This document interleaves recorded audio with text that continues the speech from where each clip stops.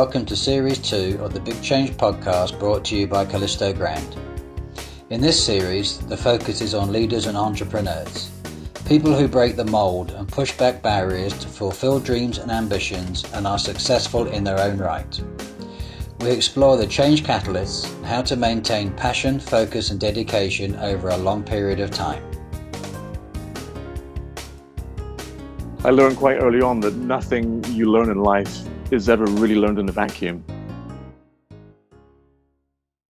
My guest today is James McKay, founder of McKay Research, an independent market intelligence consultancy specialising in custom research delivering critical analyses, data and insights that help drive executive and investor decision making. James provides strategic research services both to the world's leading market intelligence firms and a growing portfolio of private clients that include legal consultancies and investment firms. And his business research instruments and analyses have been widely published online by a variety of business and tech publications, including the Financial Times. We met about 10 years ago while sharing a taxi and decided a large gin and tonic was the order of the day after a hard day's sightseeing in Cambodia. At that time, James was just married to his wife. They were a couple, and now they are a beautiful family of 5. So good afternoon, James. Afternoon, Mark. Pleasure to be with you. And in many respects, I'm still in the back of that cab in Cambodia. Right now, it would be nice, wouldn't it? It would be nice, and the G&Ts along with it too. Indeed. Well, it's getting late in the afternoon, so it's only an hour away. Hang in there. As I was saying about you being primarily a researcher, we'll kick off by, I'm going to ask you, what is your main area of research? Well, the consultancy is very much multi-market, though the current main focus is really investment in technology. And there it's really both individually and collectively. So on the tech front, we've been looking very much at how the large investments into the development of these new technologies, also called the Industry 4.0 or the Fourth Industrial Revolution, have really changed, fundamentally how we live, how we do business. And, that obviously relates directly to manufacturing, communications, transport, and other things.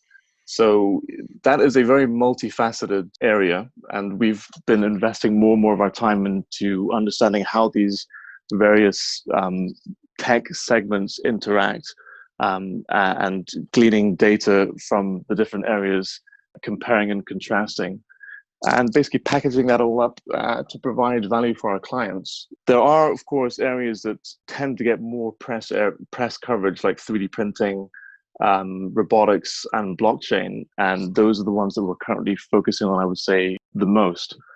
Perhaps you've heard of blockchain. Your viewers, I'm sure, will be familiar with blockchain and Bitcoin. For those who are less familiar with what blockchain is, it's one element of technologies underpinning Bitcoin, essentially. It's just really a distributed ledger or an immutable timestamp series of recording data that is distributed and managed by a cluster of computers. So that means instead of having one centralized store or control of the data, it's evenly spread across all these computers and nodes. And it's the nodes themselves that verify the transactions so that those trusts can also be shared across the network instead of having one centralized area of control or a gatekeeper or authority that controls the transactions. And it's really emerged as a major technology that has many different applications and use cases in the business world. So that's one particular area of focus. In terms of the other things that we do on the investment front, again, blockchain is very much front and center simply because Bitcoin, it's hard to not have noticed that Bitcoin is really taking the investment world by storm at the moment. There are many different investment managers, hedge fund managers that have come out and said, well, this is the next best thing, which typically is a good reason to be prudent and to be cautious. But it's there's a lot of money pouring into the space, and there's a lot of evidence to suggest that portfolios are slowly but steadily being rebalanced towards Bitcoin. So those are really our primary areas of focus at the moment. It's a very broad kind of spectrum, and very interesting, I think, as well. And you graduated with a BSc in psychology. So was there a catalyst or a eureka moment that kind of said that you're not going to be a psychologist, and kind of set you off on the path that's leading to where you are today? Well, that's an excellent question. I don't look at it as there being one specific or individual moment where the light bulb went on. I think it's just been a steady, a slow build, or a steady crescendo to where I am now, but at the same time, sort of exploring each individual step or phase along the way. Psychology, I would say, was a really good grounding. There was a very heavy component of statistics there, obviously, which gave me a lot of the fundamentals in data analysis and constructing surveys and really designing end-to-end research, which is a lot of what I do with my clients now. But of course, perhaps more importantly, in this age of big data, what we tend to forget is that the more data we get, the more challenging and the more difficult it is actually to glean valuable insights from that data. So you really need a human-centered approach at the end of the day to cut through the noise and extract the most valuable insights and trends to understand what the marketplace is doing. Yeah, I guess so that really provided me with a great foundation, and it also, the other thing that it did, of course, as you know me well, having spent many years playing music, it gave me the opportunity to explore that side of things as well. Yeah, I was gonna explore that later, but as you brought it up, it's the kind of comparisons between, as you said, kind of, as you said, the structural elements of the psychology, composing music, and then business or business research. Are there similarities in all those different kind of fields, that one, the talents you pick up in one, you can move over to the other, particularly the business side? Yeah, well, I completely agree, because I learned quite early on that nothing you learn in life is ever really learned in a vacuum. So whether that's a technical skill, specific bit of information or knowledge, or a way of communicating with a particular individual or group, there's always going to be situations where that experience can be of value and be applicable. So I know for a fact that some of what I do, some of what I did in music certainly informs the work that I do now, particularly when I'm doing large projects.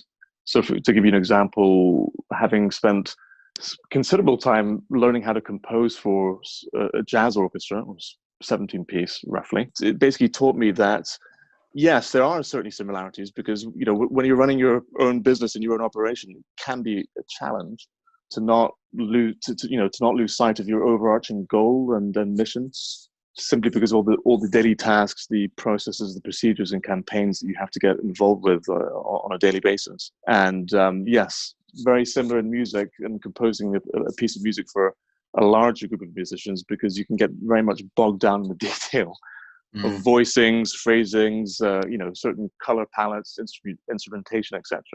And that really can cause you to lose track of what you're actually trying to convey through the music in the first place.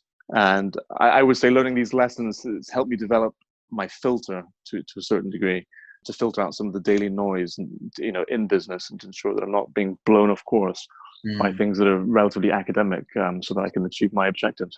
And also, I was just thinking about this now as you were describing it, that with an orchestra, it's probably the ultimate in kind of delegation, isn't it? And empowerment of the other people, because you'll stand at the front waving your baton and so on, and you've written your score, but then you have to hand it over to 17 other people to do their thing, to make it all come together. Which is really kind of a very nice business analogy, isn't it? Exactly, yes. And it just shows that the whole is always greater than the sum of the parts, but it also demonstrates trust. You cannot do everything on your own, and you do need the input and the skill set and contributions of other individuals and professionals to make the whole thing come to life. And yes, that can be nerve-wracking. Again, I think you make a very good case there that there's certainly an analogous situation in business where you've built a product, but then to push that product out, to validate the product, that takes a group, that takes several heads coming together. And it's the same way with music, that as you say, you compose a piece of music, but ultimately it's the musicians who are going to be able to make that come to life. But crucially, I think in both examples, I think the core thing is to not be afraid and to stand behind your product. as it's being presented to the world and to the public, to not shy away from criticism of that product, and to, as I say, stand behind the reason why you decided to get involved in a certain business idea, or pen a piece of music in the first place.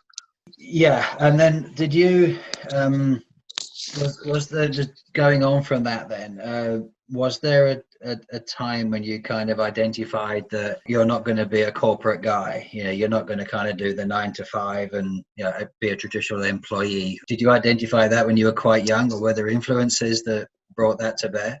No, I would say that's not something that I necessarily thought that was going to be my path or my destiny going forward. It just emerged as part and parcel of the choices that I made professionally early on. In no way, shape, or form regrets. So going into music has taught me, has presented me with a whole world of opportunities, sets of relationships I have until this day, different skill sets, ways of looking at the world, obviously analyzing certain things that have helped me in very good stead. It's obviously through developing that side of my career that led me to explore other things as well, because I've always had an interest in markets. So in that sense, for quite a few years, had a dual career where I was managing to do both. Something that actually came quite easy to me, because I was able to satisfy my thirst for knowledge about the sort of the global political economy as well as doing all the projects on the musical side. So these are things that actually came quite organically to me, and it wasn't the case that I was determined to not really be, a corporate man, or that's in any way that I look down on people who fashion their careers in that way. So taking like kind of your musical side and your research side, you got these two talents, and if we put that in kind of a business context, and to build a business network, or to let it be known that you've got these talents, this takes a lot of effort and it's often unrewarded. How did you progress that kind of from the early days? Say, right, I've got an interest in research, I'm also I'm a good musician. There's trumpet you play, isn't it? And yes, then to get other people to say, hey, this is what I do and I want to share what I have with you. What was the paths to that? Well, to be honest with you, it was almost like leading a double life. Because at the time, a lot of the musicians, my colleagues, they had no idea that I had this other side. I think those that did became aware of it only through conversations on tour buses, etc. Where all of a sudden I would change gears and start talking about the economy, and particularly around I remember around the financial crisis, 2008, 2009. Yeah. Obviously, there was a lot to talk about, and even those who weren't directly involved in market analysis or anything else obviously had opinions on the matter, because it affected all of us in some shape or form. So I really kept the two worlds separate.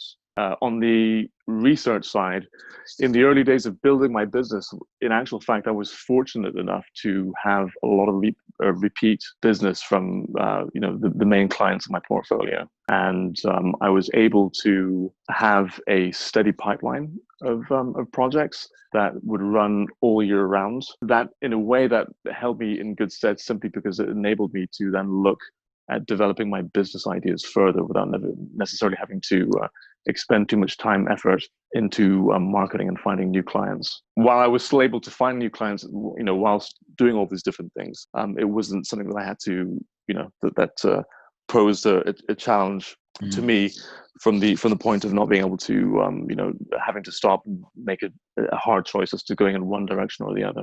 Because for many years I was determined to do both, because it satisfied the two sides of my way of thinking about the world. But for sure, the other point to mention there is how the two things are related. I think building and maintaining relationships is something that's always come quite easily and naturally to me. And I know that having been involved in a different sphere and a different space for quite some time definitely helped me in that regard. So in a way, that it did make it slightly easier for me to basically to do what comes naturally to me, because I love people, and being able to carry that through to my business relationships was very, very helpful. Yeah, I was going to ask about special qualities you have to be able to build and maintain that network, but I think you've already said it there. You find it easy to to network with people and interact with people, and obviously again being it from the musical element to convey what you want to do, or even to be part of a band or an orchestra, you have to be able to interrelate with other people, don't you? So that's obviously a quality that is essential in all business networking.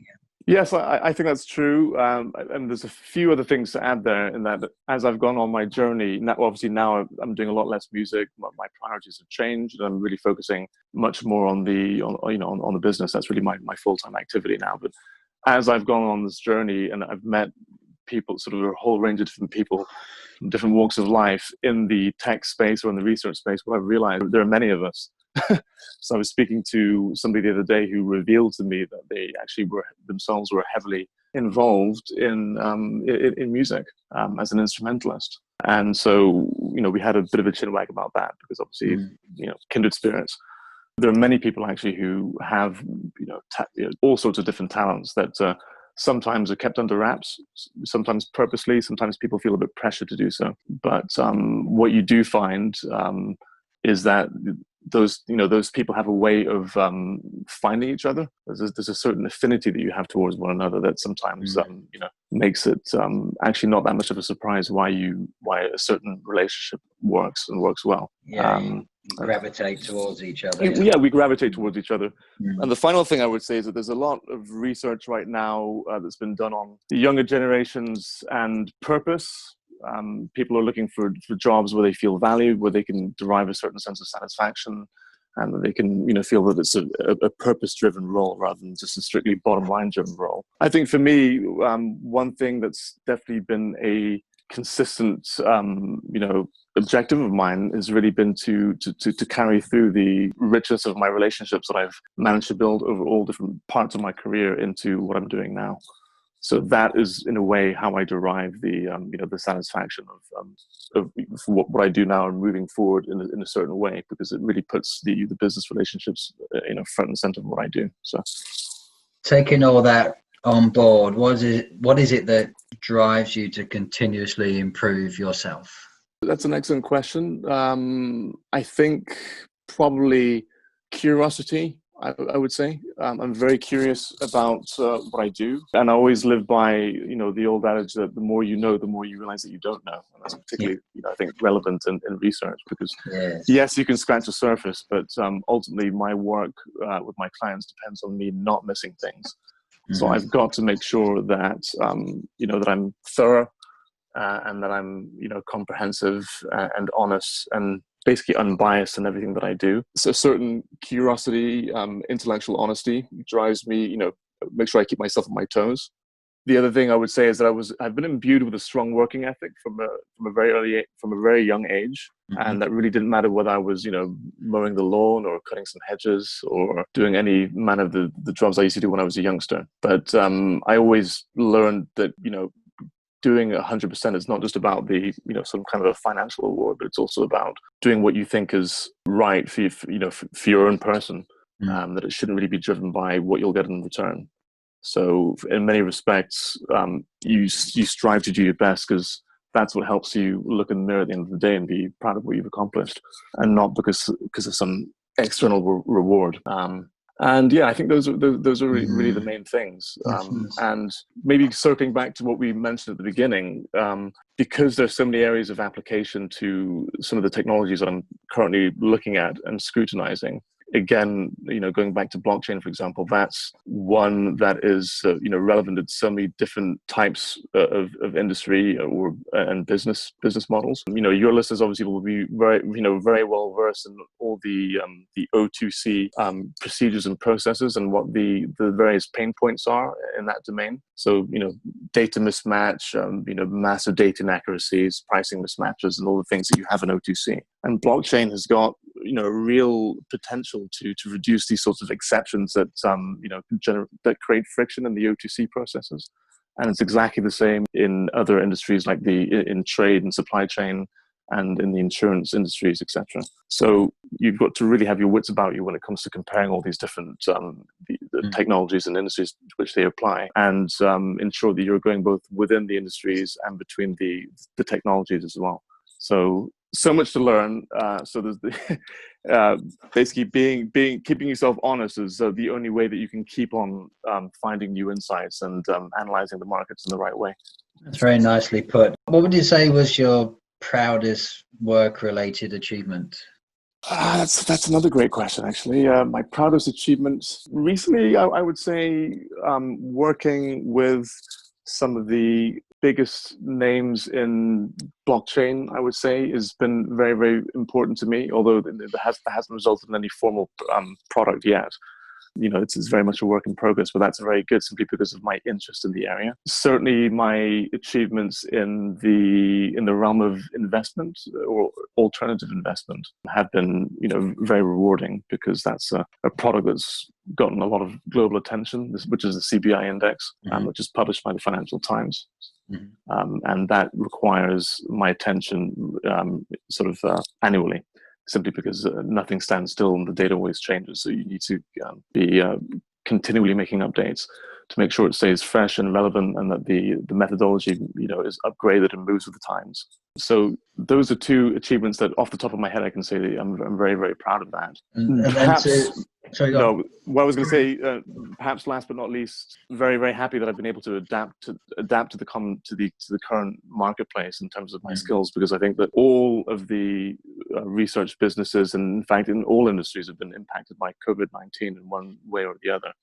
So I think for a lot of people during the lockdowns and the sort of the downtime has given people the opportunity to look carefully about where the weaknesses are and how you can sort of recalibrate to the new normal, as much as I hate that phrase. Yes. But so I'm quite happy. I'm really using this opportunity to pivot more heavily into some of the areas that I was tackling beforehand anyway, but in a slightly different way. I think there's a lot of great points there, and I think that for me, I think the key one would be that anybody who can adapt quickly to these unexpected changing circumstances, I think that's a great achievement for pretty well for anybody. If you can make something positive out of it, that can only be a force for good, can't it? Exactly. Yeah, you've got to do it. You've got to do it. So I'm happy that I've been able to make that change, and I continue to make that change. And yeah, I mean, on the work front, again, your question, I feel like I've had multiple stages of my career. So maybe 15 years ago, my proudest achievement would have been playing in a massive concert in the Royal Festival Hall or in Ronnie Scott's, whereas now it's slightly different. But I can certainly see the similarities between all those different things.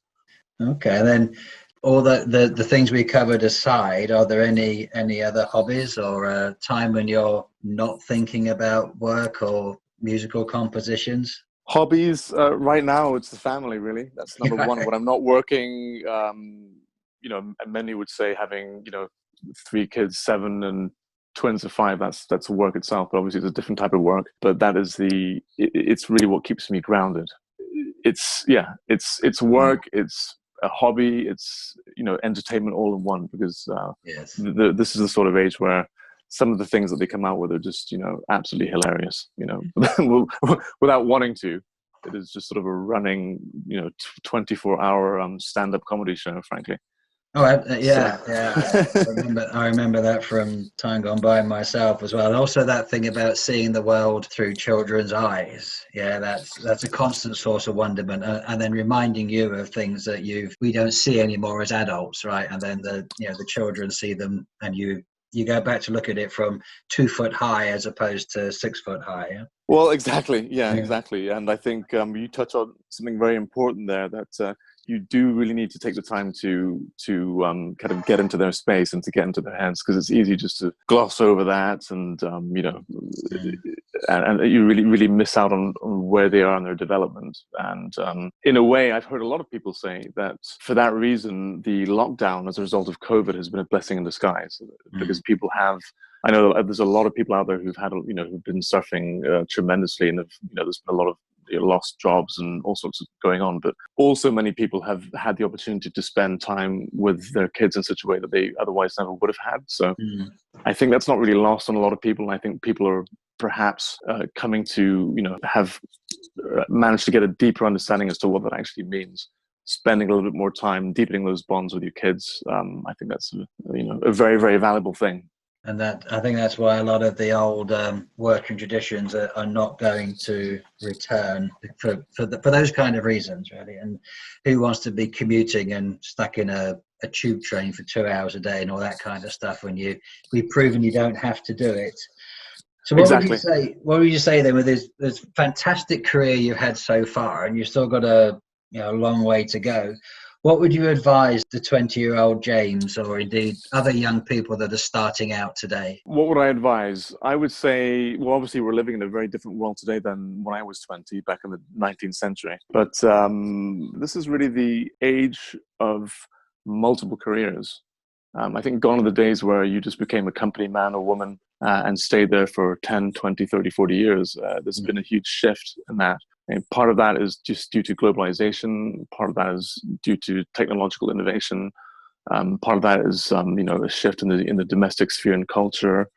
There are many, many different variables that go into that. But what it means is that you have to keep on top of where the market is heading, probably more acutely than before, simply because things are changing a lot more quickly. Because technology is guiding and informing our lives to a greater degree than before, and technology itself technological innovation continues to grow at unabated speed. So it makes it much more important for people coming up now to really get a handle on where the opportunities are.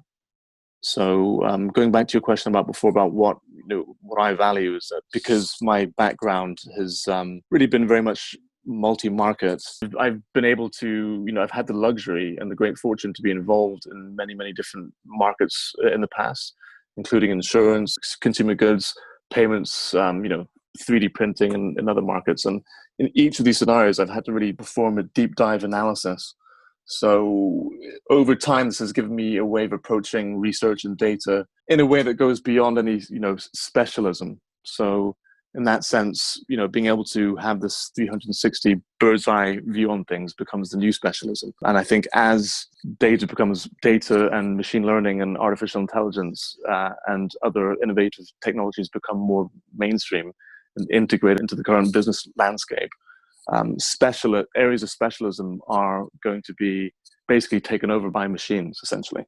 So increasingly, you're going to need people who are able to join the dots in such a way that, as I said before, provides more of a human-centered approach and, cuts through the data in a way that, ordinary insights can be gleaned otherwise. So I think people need to really keep on their toes, learn as many different things that they can, and look out for, courses that offer a little bit more of a flexible approach to learning.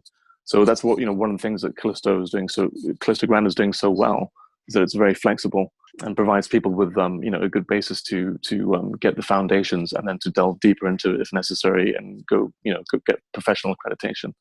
I think that is going to become the new norm as well for a lot of the youngsters today, as opposed to going to get your undergraduate degree followed by a master's degree, etc. Well, thank you for that. The check's in the post. But on a serious note, though,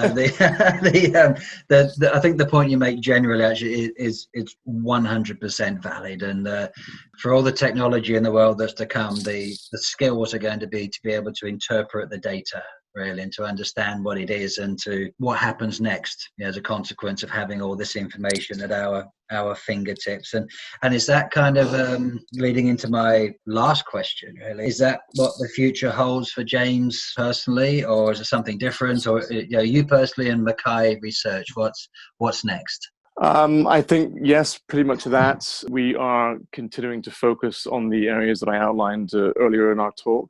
And there are a lot of opportunities that are coming my way as a result of that. So I think, as I said before, being able to have that different approach to looking at data is becoming more relevant. I'm getting more and more inquiries from clients who are actually looking at, for consultancies with a slightly different approach, with sort of creative problem solving and the sort of 360-degree vision. So I'm really continuing to focus on that and to help people better understand their marketplace in terms of how the technology and investments are connected. On the professional front, it's really much full steam ahead on that.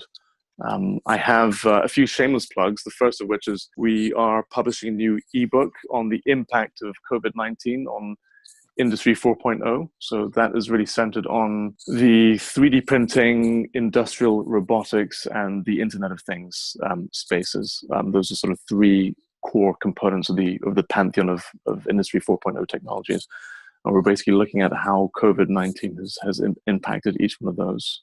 But obviously that is an evolving picture, but very, very important for people who are involved in those technological spaces and the people who invest in them to keep abreast of developments. And secondly, we have just started looking at developing a new product around providing wealth managers, small family offices for investment, and corporate treasurers with a report on macroeconomic and investment data, specifically looking at Bitcoin and the cryptocurrencies. Mm-hmm. So as you probably are aware, the volume of information moving through these spaces is absolutely incredible. It's probably unprecedented for almost for any market. And it's almost impossible if you don't know where to look. You don't actually understand what the technology is and how it relates to all the different sectors that it does, including business, investment, the social dynamics, the political dynamic, in terms of the regulation, etc.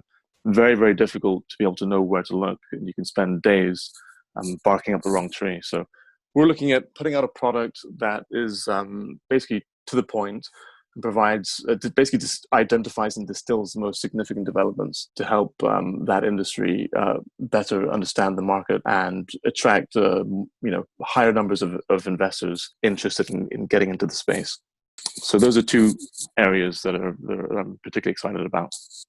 And very nicely plugged. And I think the future sounds incredibly exciting, to be honest, and dynamic. And as having known you for 10 years now, I've no doubt wherever you go, it's going to be exciting and it's going to be successful. And I think that's a great place to close. I want to thank you very much for your time today, and wish you every success in the future. God bless you. Thanks, Mark. It was great to talk to you. And as we discussed previously, the big change, which is coming imminently now, is the moving to Portugal in a few weeks. So I know that you'll be wishing me luck with that, given that moving in the middle of a global pandemic is not exactly the ideal situation. It'll be challenging, but it'll be fun. It will be challenging. Yes, exactly. Yes. So I think these things are sent to test us sometimes, and we'll just be doing the best that we can, in the circumstances and the situation as it presents itself. And perhaps the next time I speak to you will be, I'll be on a beach somewhere in Portugal. You're not helping. No, I'm definitely going now at that point as I look out at my dreadfully cold autumn windows. So, but yes, I hope that is the case, and we can sup a gin and tonic together, albeit from a little bit of a distance. Sounds great. I'll hold you to that. Good man. Thanks a lot, pal. You take care, eh? Take care, Mark. Thanks a lot. Thank you. Bye-bye.